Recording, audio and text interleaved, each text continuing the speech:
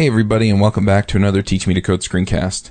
This is Charles Max Wood, and this week I'm going to be showing off basically testing your Rails app with Capybara. Now, I mentioned on the Ruby Rogues podcast on the first one that I had switched from using Cucumber to using Capybara. Now I've switched actually a couple of things, and you're going to see some of the other tools that I've been using. One of them is that I've moved away from TextMate. I've decided that I want to master either Emacs or Vim. And I've actually been using MacVim for the last probably a week. And it's been really, it's just been awesome. I'm probably going to try out, I used to use Aquamax. I used Aquamax for a few weeks quite a while ago. And I'll probably switch to that here in another week or two. And then after that, then I'll have kind of a post-mortem with myself, and I'll decide which tool I'm going to use. But anyway, I have determined to use Vim exclusively while I'm working on this stuff. So that means that in the videos you get the benefit of seeing, or the, not benefit, what's the opposite of a benefit? Detriment of my Vim expertise or lack thereof. So anyway, That's just in fair warning. I'm going to go ahead and jump in. We're looking at Capybara. Now, Capybara actually has added, I'm on the GitHub page right now, it has added quite a bit of nice stuff for its just using it with RSpec. And you can see here that this is just an example of some of the stuff. You can set a scope around stuff that you look up. You know, you fill stuff in, you have this little click link. I mentioned Stake in the last Ruby Rogues podcast as my pick, and somebody pointed out that there's some DSL stuff that looks a whole lot like Stake, and I'm trying to find it here. Oh, here we go. So you require the DSL, and then if you've been using Stake, you should see something. Where is it? I'll just find it this way. Here it is. So you have this feature, scenario, background. If you're used to Cucumber, then these terms should be pretty familiar to you. Anyway,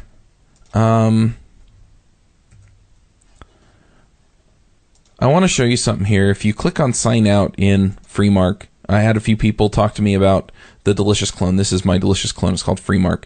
I actually own the domain, but I haven't done anything with it. Anyway, if you click on sign out, it doesn't do anything. In fact, all of these links are kind of stubbed in.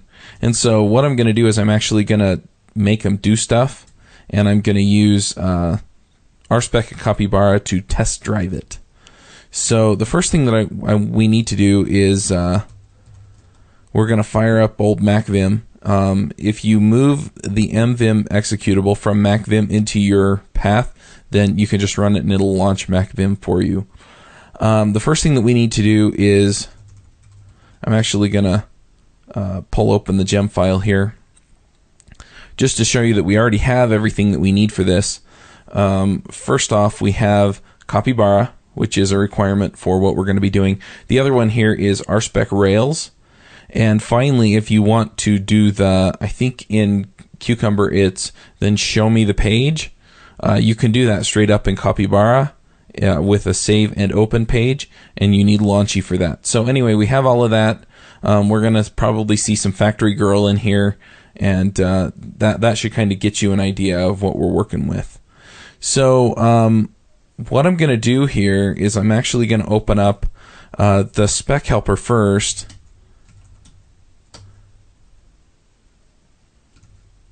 Edit spec helper. Oh, it looks like it's already open in another MacVim window. I was playing with this stuff earlier. Let me find it really quickly and close it down. Aha, it's right here. Load all. Okay. I guess we'll just do it here. So anyway, there are a couple of things that you need to do in order to make Capybara work for you here. really, really simple. So the first thing you need to do is you require Capybara RSpec, and the other one is, since we're in a Rails app, is Capybara Rails. You're good to go right there, straight up. Okay, so what we need to do then is we want to be making sure that that when we sign out, when we click that sign out link, that it actually does something. So what we're going to do here is we're going to do a spec, or we're going to edit the spec, and in case you're not following where I'm changing the files and stuff, it's right down here at the bottom. :E, it actually switches it over to edit. So spec, requests, and we only have bookmarks spec in there right now. I don't think that's a bookmarks feature. I think it's an authentication feature. So we'll just go ahead and stick it in there. And then what we're going to do is we're going to, first off, we're going to require spec helper. And then we're going to describe the sign out link so that we have context for this, and then it should sign you out when clicked. I'm still getting used to it putting the ends on the end, because in TextMate it never did that for me. Honestly, and this is a tangent, but I'm going to throw it in anyway. Between MacVim and TextMate, there are a few things that I like about MacVim, and there are a few things that I miss about TextMate. MacVim, I'm using Janus, which is a project by Carl Huda, Carl Lerche, and Yehuda Katz. And you can find it on GitHub under Carl Huda /Janus, JANUS. Anyway, it does all the highlighting. It's really convenient. It seems to pick up on real quick what I'm doing. The only problem that I really have with it, that I miss with it, is the Command T in TextMate, and I don't know what that's called, but basically you hit Command T, you start typing the name of a file, and it finds it. James Buck, when I interviewed him on the Teach Me to Code podcast, and if you go to teachmetocode.com/podcast, it's the second one down. I have another interview up there now. He said that he found a way to do that in Vim, so I need to figure that out. But other than that, I'm pretty happy with Vim. The editing seems to go a little bit faster. I think once I get used to the key bindings and stuff, it'll go a lot faster, which is the whole point, is so that I can get more done in the time that I'm working. It makes my time more valuable, and it makes me more efficient for my clients. So anyway, and I'm always looking for that, the more efficiency, both for me and for my clients. I just feel like I like feeling like I got a ton done, and I like giving maximum value to my clients. So anyway, so what we're going to do first is we're going to do login user, and that doesn't exist yet. I'm just going to warn you. And if I were going to do test driven on my tests, then I would run it and watch it blow up, but I'm not going to do that. So anyway, we're going to do login user, and then what we're going to do is we're going to make sure that the page has content. So, and has content is something that's defined by Capybara, and if you use visit to hit the page, and then use the Capybara processes to process the page from then on out, then page will be uploaded with or it'll have the latest context, the HTML context. So basically your last page. Anyway, so in this case it should have content. If you're familiar with the RSpec conventions there. So it should have content, welcome, and then we're going to click the link, sign out, and then the page should have content, sign in, and the page should not have content, welcome. All right. So we're going to go ahead and write that, and that's a :W, if you're wondering, if you're watching me down here in the bottom. We need to go back to the spec helper. And that's where we're going to define login user. So we're going to go all the way to the bottom, and we're just going to define it here. Login user. You can also define this in other helper files and include them in this file. Usually if I get more than a couple of them, then I'll do that, but it's not worth it here. So anyway, login user, and login user is something that I'll probably be using in other specs, so I put it in here. If it was something that was just going to be used in that one spec file, then I would actually just put it in there and not worry about it. But this is something that's pretty handy. You'll notice that I created steps for it in Cucumber, and so I'm going to need it here. So anyway, what we're going to do is we're going to do visit new user session path. I don't remember if it's new user or new users, but we'll find out. That's the fun of test driven, right? So then we're going to fill in, and you can put the label in for the field. So we're going to fill in email with, and we need a user. So we're going to use our factory here at user equals factory.create user. And we need them to be in the database so that they can be authenticated. So we're using create instead of build. At user.email, fill in password with user.password. Now, one thing that you may want to know about here is if you... I have a syntactic error on this line, and so that's something that I found that MacVim does very nicely for me. Is that it'll flag a syntax error for me. So anyway, fill in. So we fill those in, and then we're going to click the button that says sign in, if I can type. And that should get us signed in. It should do all the processing. It should redirect us back to the page that we're dealing with. So then if we come over here,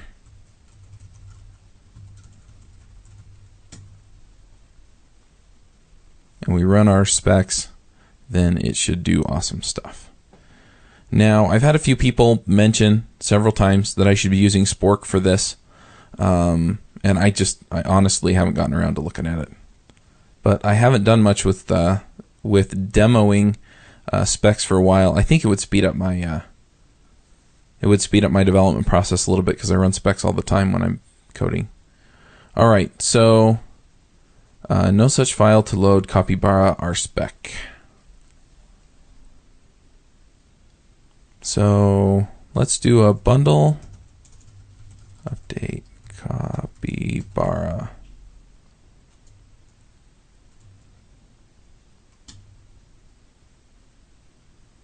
And this might take a minute, so I'm probably going to cut it out. In fact, let's go see what the latest version of Capybara is.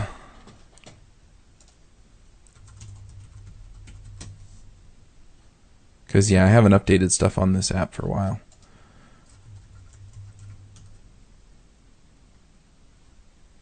It's 0412.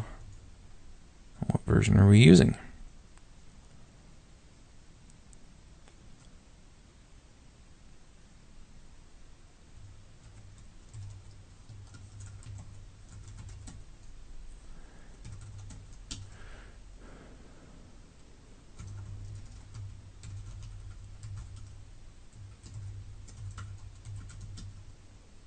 Okay, we're using 040. Now, the good news is that I'm pretty sure that I already have Capybara installed on this machine, the latest version, so upgrading it shouldn't be a big deal.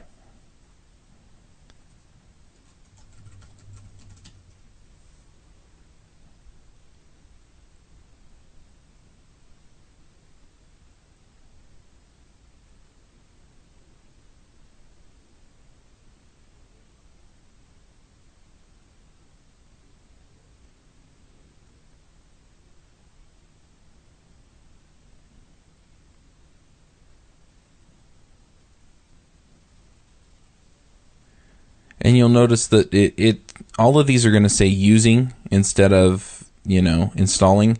That's because I already have the upgraded gems installed, including Capybara, because I'm using the latest version on another project. So the nice thing is that it doesn't have to go out and install any of it.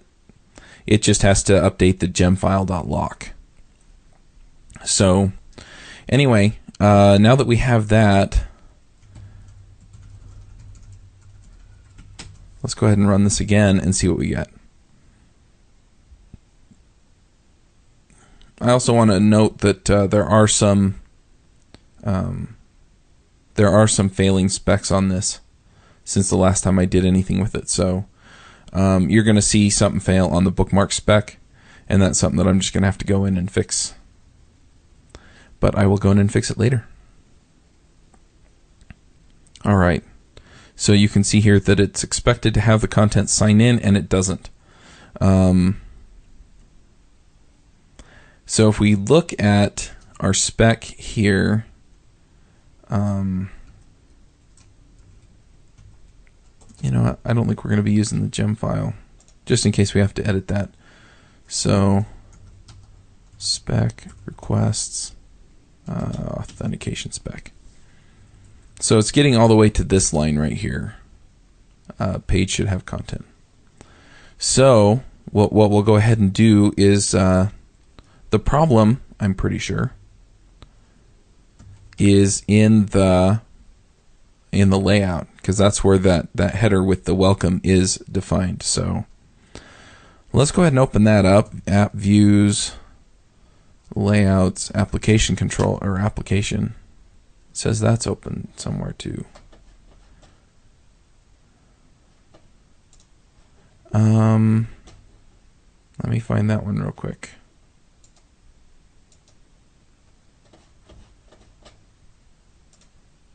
I have a few windows open here. In fact, let me just close these all. Oh, here we go. Load all. Okay. So yeah, so it's right here. You can see that I kind of did a dry run with this.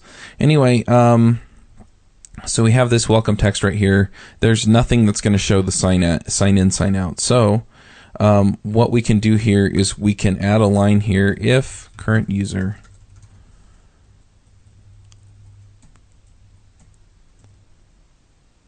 and then what we can add in here, I'm pretty sure we haven't added any profile properties yet. So current user, I know they have an email, so we'll just do that. And then we want to make it past that spec, right? So we're going to have a link to sign in.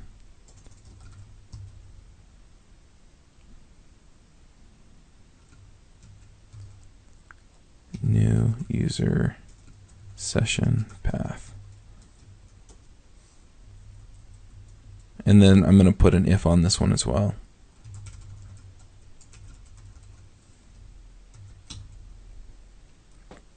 All right, so we got that all written.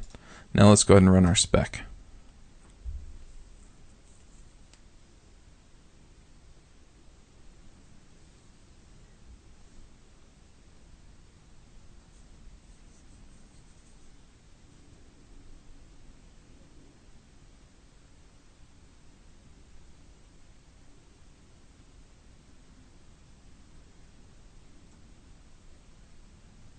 All right, it's expected to have content sign in, and it does not. So let's go ahead, if current user blah, blah, blah. So let's go ahead and have a look here. I'm pretty sure that I know what the problem is. In fact, I do know what the problem is. But what we're going to do is we're going to go ahead and look at our spec one more time. Let's see. So,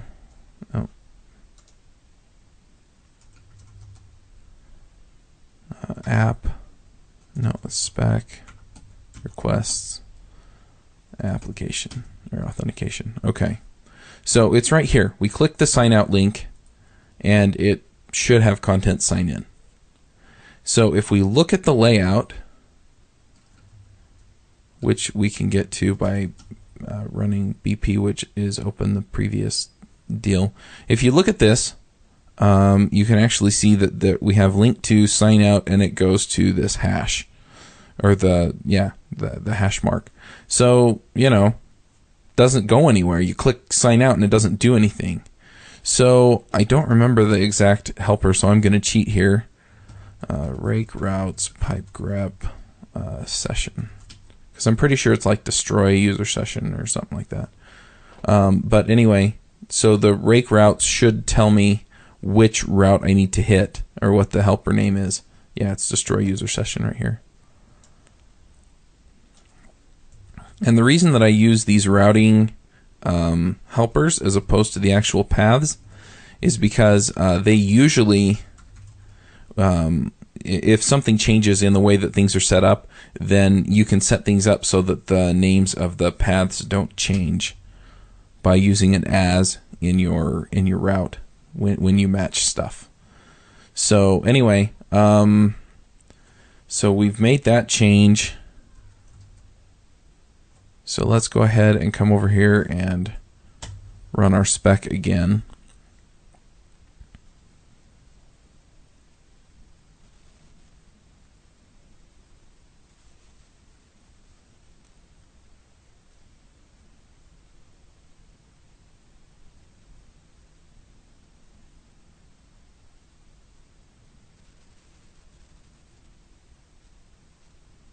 And it passed. So there we go. Now, one other thing that I want to show you in our specs here is, let's say that at this point right here, we want to open the page. All you have to do is save and open page. And if you have Launchy installed, it will do that for you.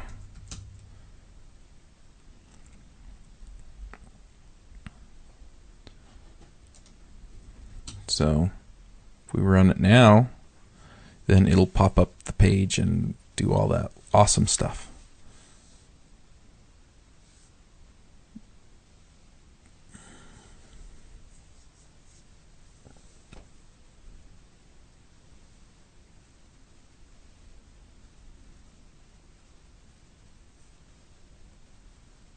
There you go. So the only thing that I have left that I want to point out is that there are a few other things that you can do within Capybara and RSpec that that makes things pretty handy. You can test the current path, and I didn't go into that. But the other thing is you can fill in, but there's choose for radio buttons, check and uncheck. You can attach a file. You can select from a select box.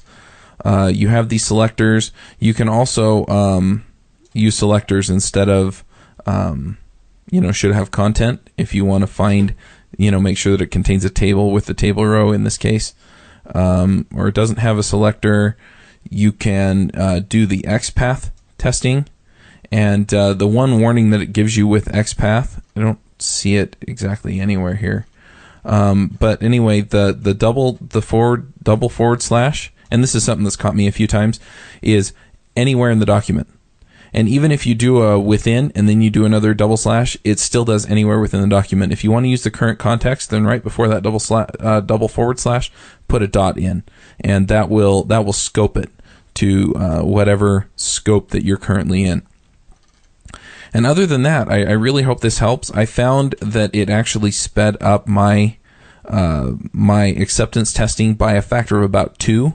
In other words, I am twice as fast on writing the tests, and it's just really, really super handy. I don't know if it made my specs run any faster over my Cucumber tests. I can only assume that it did because it doesn't have to parse the regular expressions and figure out which step to run.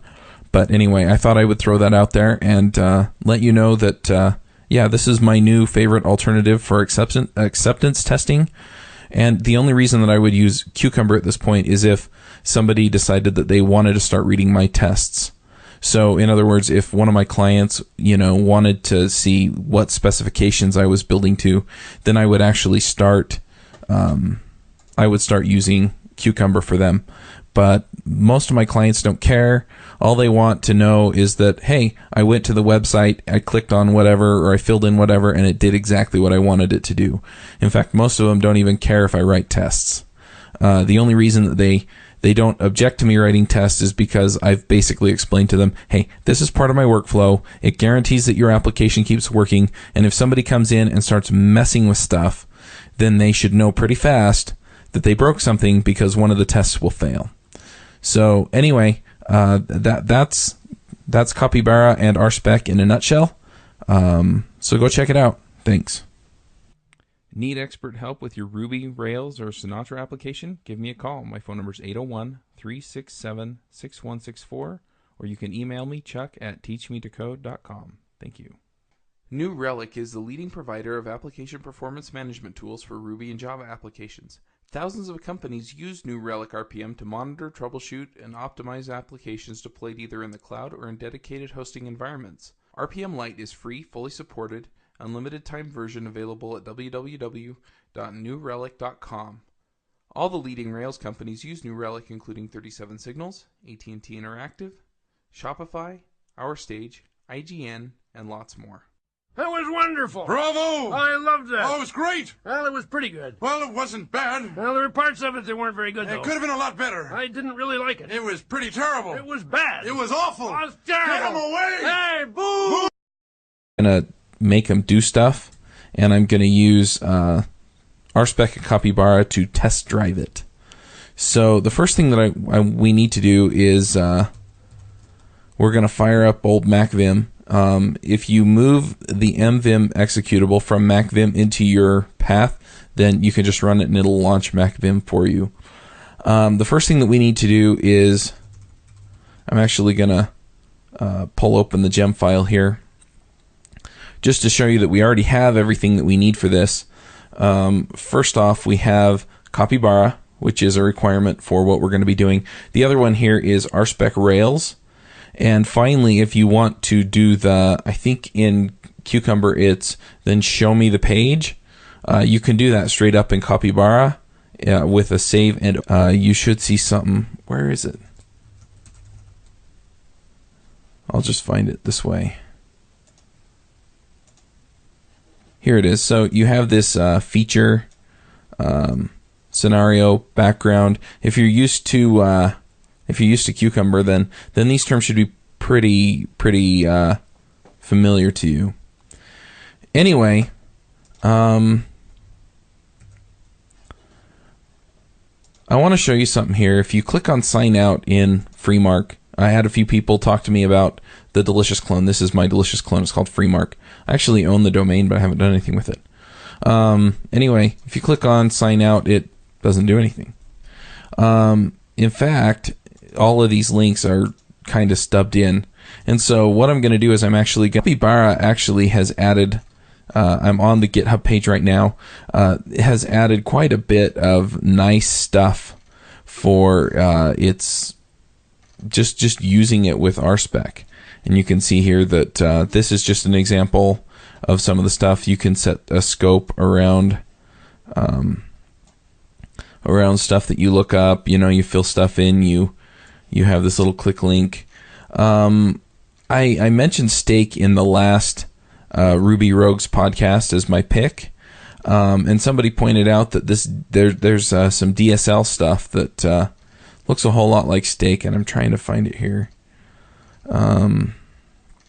Oh, here we go. So you require the DSL, and then if you've been using Stake a week, and it's been really it's just been awesome. I'm probably going to try out I used to use Aquamax. I used Aquamax for a few weeks quite a while ago, and I'll probably switch to that here in another week or two, and then after that, then I'll have kind of a post-mortem with myself, and I'll decide which tool I'm going to use. But anyway, I have determined to use them exclusively while I'm working on this stuff. So that means that in the videos you get the benefit of seeing, or the not benefit, what's the opposite of a benefit? Detriment of my Vim expertise or lack thereof. So anyway, That's just in fair warning. I'm going to go ahead and jump in. We're looking at Capybara. Now,